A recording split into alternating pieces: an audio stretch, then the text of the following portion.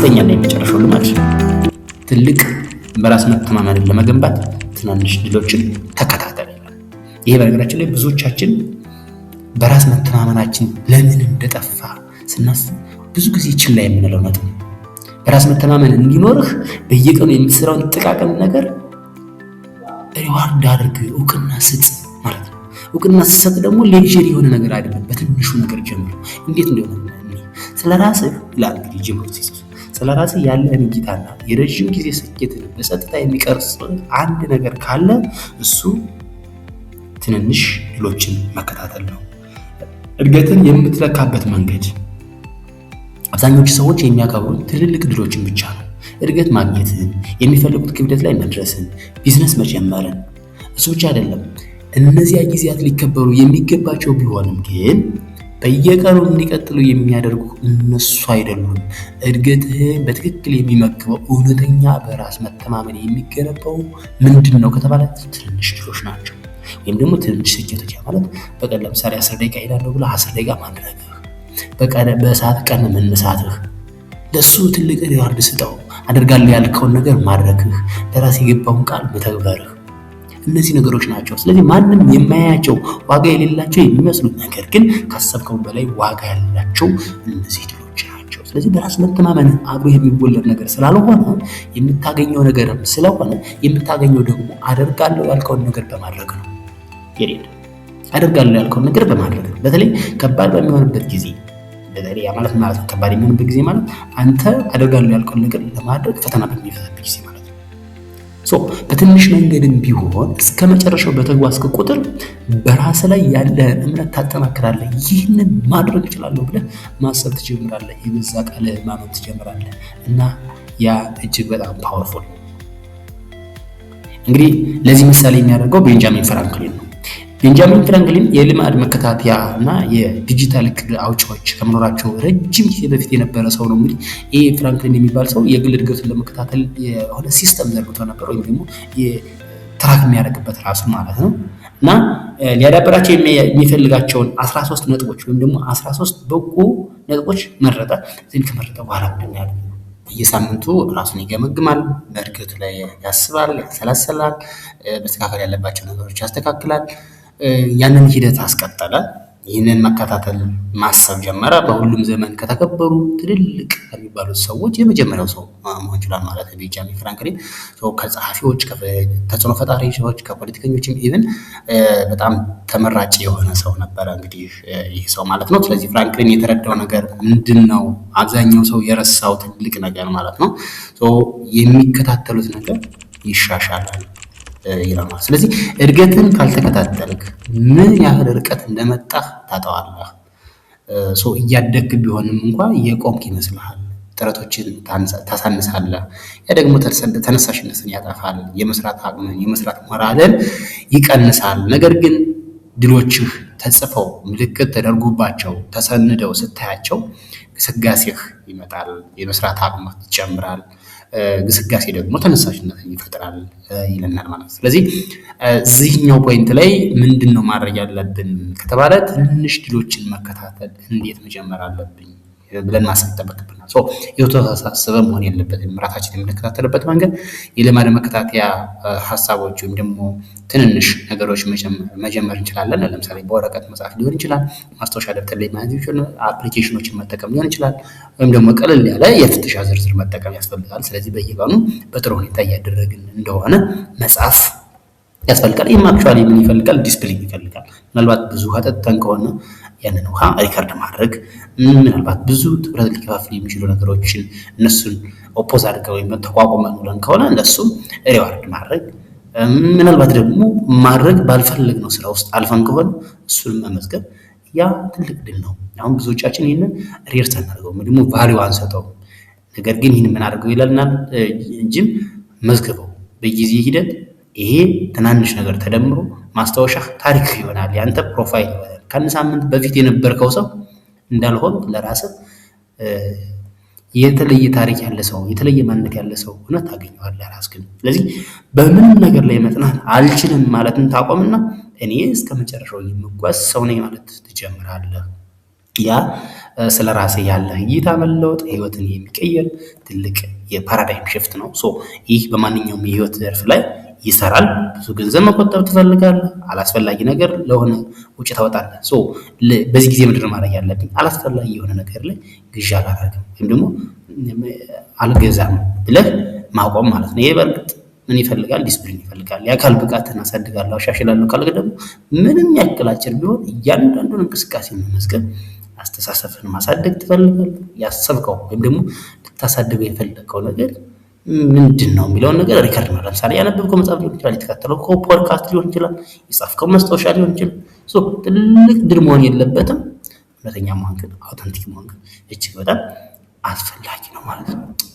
ሌላ አሁንም አስማቱ እዚህ ጋር ነው ያለው ይልና ምንድነው አስማቱ? ትናንሽ ድሎችን ስትከታተል ጽናትን ትገነባለህ። ምክንያቱም እውነቱን እንነጋገር ከተባለ ከባድ ቀናት ይመጣሉ፣ የፈተና ጊዜዎች ይመጣሉ፣ ማግኘት፣ ማጣት፣ መታመም፣ መውደቅ፣ መነሳት ይመጣል። በእነዚያ ሰዓት ሊያነሳሳ ሞራል ሊሰጥ የሚችል ከዚህ በፊት ያደረግከው ማንነት ተነሳሽነት ዝቅተኛ በሚሆንበት ቀናት ስንቅ የሚሆንህ ይሄ ሪከርድ ያደረግከው ዳታ ነው ማለት ነው። ስለዚህ እድገትህ የማይታይ የሚመስልባቸው ቀናት ይመጣሉ። ነገር ግን እየተከታተልክ ከነበረ እድገት እያደረግክ ለመሆኑ ማረጋገጫ ይሆናል። ማንም መጥቶ ያንተን እድገት፣ ያንተን ፕሮሰስ፣ ያንተን ሂደት ሊነግርህ አይችልም ይለናል ጂም ሮን ማለት። ስለዚህ ወደኋላ መለስ ብለህ ምናልባት ዛሬ ፍጹም አልነበረም ግን ለማቆም በጣም ብዙ ርቀት መጥቻለሁ ለማለት ትችላለህ። አብዛኞቹ ሰዎች በሚያቆሙበት ጊዜ እንዴት መቀጠል እንደምትችል አሁን እነግርሃለሁ። ቀኑን በድል መዝጋት ጀምር። በትንሽም ቢሆን በጥልቀት የሚያረካ ነገር አለው ቀን እያንዳንዱ ዕለት ማለት ነው። ቀኑ እንዲያልፍ ብቻ አትፍቀድለት። አውቀህ ትተኛለህ፣ ትጠቀምበታለህ፣ ዋጋ እንዲኖረው ታደርገዋለህ። እርካታ የሚጀምረው እዚህ ላይ ነው። ስለዚህ በማጠቃለያ ወይም ደግሞ በመጨረሻው ሰዓት ሲሆን ገና መጀመሪያ እንደተነሳ ከእንቅልፍ እንደነቃህ ሂደቱ ላይ ፕሮሰሱ ላይ ውሎህ ላይ ጥሩ ስሜት ሊኖርህ ይገባል። አስበህ የምትውልበትን ነገር አስበህ መንቀሳቀስ ይጠበቅብሃል ይለናል ማለት ነው። ስለዚህ በራስህ ለመኩራት ፈቃድ መጠበቅ የለብህም። ስኬታማ እንደሆን ለመሰማት ግዙፍ ነገር ማሳካት የለብህም። እያንዳንዱ የምትሰራው ሩቲን ስራ የአንተን ማንነት ሊገነባ ይችላል። እንደሆንክ ስኬታማ እንደሆንክ ከሌሎች ሰዎች እንዲነግሩህ አትጠብቅ። ለመገኘትም አንተ በዛ ልክ መሆን አይጠበቅብህም። የተቻለን ለማድረግ እና ጉዞውን ለመመዝገብ ቃል መግባት፣ የገባውን ቃል መፈጸም፣ በየቀኑ ይበልጥ ጠንካራ፣ ይበልጥ ታማኒ፣ ይበልጥ ሻርፕ የሆነ በራስ የምትተማመን ሰው ያደርግሃል። ስለዚህ ይህ ለምን አስፈላጊ እንደሆነ ደግሞ አንድ ተጨማሪ ምክንያት እንይለናል። ዓለም ሁልጊዜ አያጨበጭበልህም። ማለዳ ስትነቃ፣ በዲስፕሊን ስትኖር ወይም ደግሞ ከምቾት ቀጠና ስትወጣ እና እድገትን የምትፈልገውን ነገር ስትመርጥ ሁልጊዜ ጭብጨባ አታገኝም። በተለይ አንድ ነገር ልጀምር ብለህ ስታስብ ብዙ ሰው አይደግፍም። ያ እውቅና ከአንተ መምጣት አለበት። ለራስህ እውቅና ስትሰጥ፣ በራስህ ስትተማመን ማሳካት ማድረግ እንደምትችል ለራስህ እውቅና ስትሰጥ ያኔ በራስ መተማመንህ ይመጣል ማለት ነው። እና እድገትን ስትከታተል ሊሰጥ የሚገባውን ክብር ለራስህ ስትሰጥ የራስህ አሰልጣኝ፣ የራስህ አበረታች፣ የራስህ ጉልበት ምንጭ ትሆናለህ። ማንም አያነቃቃህም። ስለዚህ አንተ ራስህን እያነቃቃህ ለሚቀጥሉት 7 ቀናት ፈተናህን ታዘጋጃለህ። በቀን አንድ ድል፣ በቀን አንድ ተግባር፣ በቀን አንድ ሀቢት በሳምንቱ መጨረሻ ላይ መልሰህ ታነበዋለህ። በትክክል ምን ያክል እንዳደረግ ትገመግመዋለህ። ይህንን ከሁሉም በላይ ደግሞ ልዩነቱን ታየዋለህ። ያኔ ነው እየሰራ መሆኑን የምታውቀው። ምክንያቱም ስኬት በትላልቅ ዝላዮች ወይም ደግሞ በትልልቅ ስራዎች ሳይሆን የሚገነባው በትንንሽ ሂደቶች የተገነባ ሲሆን ነው ውጤታማ ዘለቄታ ያለው ሊሆን የሚችለው። ስለዚህ የተገነባው በጥቃቅን በማይታዩ እርምጃዎች ነው። ማንም በደስታ በማያጨበጭብባቸው በእነዚያ በጸጥታ ድሎች፣ በትናንሽ ስኬቶች ውስጥ ነው አንተ እየተሰራኸው። ነገር ግን ለማንኛውም መገኘትን በምትቀጥልባቸው በእነዚያ የፈተና ቀናት ማለት ነው። እነሱን ተከታተላቸው፣ አክብራቸው፣ በራስ መተማመን በጡፍ ገንባ። ብዙም ሳይቆይ ዙሪያን አይተህ ልትቆም የማትችል ሰው መሆንን ትረዳለህ። እንግዲህ እዚህ ደርሰናል። በአንድ ሳምንት ውስጥ ህይወቴን የቀየሩትን 5 ልማዶች ሰምተሃል ይላል እንግዲህ ጀምሮ እና እስከዚህ ድረስ ከመጣህ ዝም ብለህ ለመስማት ብቻ ሳይሆን በተለየ መንገድ ለመኖር ዝግጁ ከሆንክ ያንተ አካል፣ ያንተ ማንነት የት ነው ያለው? ምናልባት ከረጅም ጊዜ በኋላ ለመጀመሪያ ጊዜ ለውጥ የሩቅ ህልም እንዳልሆነ ማመን ጀምረሃል ወይ? ልትደርስበት የምትችል ነገር እንዳለስ አስበሃል ወይ? እና የምትጀምረው እሱን በትናንሽ ኃይለኛ እርምጃዎች ነው። ባጭሩ ትርጉም ካለው ከአንድ ነገር ተነስ፣ እሱን በመምረጥ ጀምር። 10 አይደለም፣ አንድ ነገር። ሁሉንም በአንድ ጊዜ አይደለም መጀመር ያለብህ፣ አንድ ብቻ በአንድ ሰዓት። ምክንያቱም እድገት የሚጀምረው በሚያስጨንቅ ለውጥ አይደለም። የሚጀምረው በግልጽ ትኩረትና በዕለት ተዕለት ቀጣይነት ወይም ደግሞ ኮንሲስታንሲ ነው። ከዚያ ላይ ለትናንሽና ወጥ ለሆኑ ድርጊቶች ቅድሚያ ትሰጣለህ። ምክንያቱም ህይወት አልፎ አልፎ በምታደርገው ነገር አይቀየርም። በየቀኑ በምታደርገው ነገር ነው የሚቀረጸው። በተለይም ማንም በማያይ ጊዜ ወጥነት ጥረትን ወደ ማንነት ይለውጣል። መቀጠል ትኩረትን የሚከፋፍሉ ነገሮችን ትቆርጣለህ። ትኩረትን ትጠብቃለህ። ትኩረት ያንተ በጣም ውዱ ገንዘብ ነው።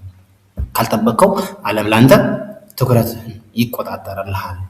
በህይወት ውስጥ ዝም ብለህ መሽፈልፈል ወይም መገፋት ትችላለህ፣ ወይም ደግሞ ለህይወት መገኘት ትችላለህ። ከዚያ ለጤና እንክብካቤ ማድረግን ታስታውሳለህ። ምክንያቱም ሰውነት ዓላማን የሚሸከም መኪና ነው። ጉልበት ከሌለ እድገት የለም። ህይወት ወይም ደግሞ ህያውነት ከሌለ ራዕይ የለም። ጠንካራ አካል ወይም ደግሞ ሻርፕ የሆነ አእምሮ እንደሚፈጥር ተገንዝበህ ሁሉም ለስኬት አስፈላጊ መሆናቸውን ተረዳ። በመጨረሻም ትናንሽ ድሎችን ትከታተላለህ። ምክንያቱም የሚለካ ነገር ይሻሻላል፣ የሚከታተሉት ነገር ይሻሻላል። በራስ መተማመን በትዕቢት ላይ አይደለም፣ በማስረጃ ነው። ስለዚህ በየቀኑ እያደግ እየተንቀሳቀስክ መሆኑን እና አለመሆኑን በትክክል ገምግም። መሆን ያለብህን ሰው ሁን። እየሆንክ መሆኑን ደግሞ ለራስህ ማሳየት፣ ለራስህ መንገድ ይጠበቅብሃል። አሁን ምን አሰብክ? የሚቀጥሉትን 7 ቀናት ወስደህ አሁን የሰማኸውን ሁሉ ብትተገብረውስ የት የምትደርስ ይመስልሃል? ከዛሬ 1 ሳምንት በኋላ ህይወት ምን ሊመስል ይችላል?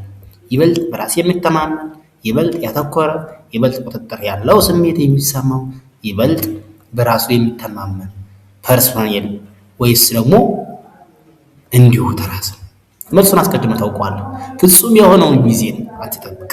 ዝግጁ ነኝ ብለህ እስክትሰማም አትጠብቅ። ልታደርገው የምትችለው በጣም ኃይለኛ ውሳኔ አሁን ነው። እሱም ማድረግ መጀመር፣ አክሽን፣ እርምጃ መውሰድ፣ ልክ እንዳለህ መጀመር። ምክንያቱም የተሻለ ህይወት በአንድ ድንገተኛ የመነቃቃት ቅጽበት የሚገነባ አይደለም። የተገነባው በዕለት ተዕለት ውሳኔዎች፣ በጸጥታ ታማኝነት፣ ማንም በማያጨበጭብላቸው ጥቃቅን እርምጃዎች፣ በእነዚያ ጊዜያት ነው። ነገር ግን ሁሉንም ነገር በሚቀይሩ ያንን 1 ሳምንት ለራስህ ስጥ።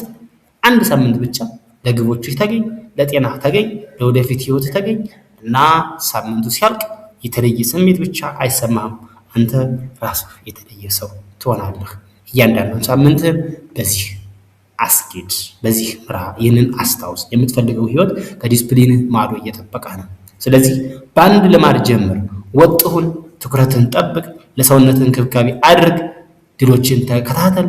ይህንን ስታደርግ ሳምንት ብቻ ትቀይርም፣ ህይወትንም ትቀይራለህ። ቼንጅ ስታርትስ ዊዝን 1 ዊክ ኦፍ 5 ሃቢትስ ይላል ጅምሮን ማለት ነው። እጅግ በጣም ቆንጆ ቆይታ እንደነበራችሁ አልጠራጠርም። ለነበረኝ ጊዜ እጅግ በጣም አመሰግናለሁ። ከዚህ ፖድካስት ጥሩ ትምህርት እንዳገኛችሁ ተስፋ አደርጋለሁ። እስቲ ሁላችሁም ሀሳባችሁን ምን ተረዳችሁ ኮሜንት ላይ አሳውቁኝ። አመሰግናለሁ። መልካም ቆይታ